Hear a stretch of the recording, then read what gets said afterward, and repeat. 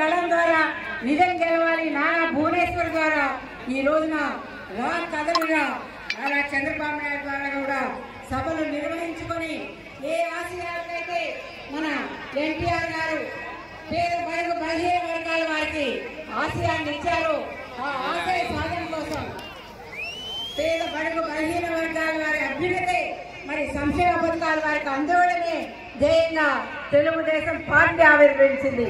ఆ ఆశయాల్ని నెరవేర్చే దిశగా మరి ఇప్పటికి కూడా మన నారా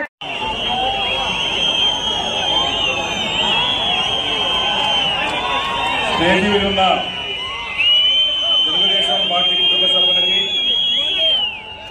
లక్షలాది జనాలుగా వచ్చిన మీ పాలన బాగా లేదని చెప్పిన వ్యక్తి రామనారాయణ రెడ్డి గారని చెప్పిన వ్యక్తి తెలియజేస్తున్నా.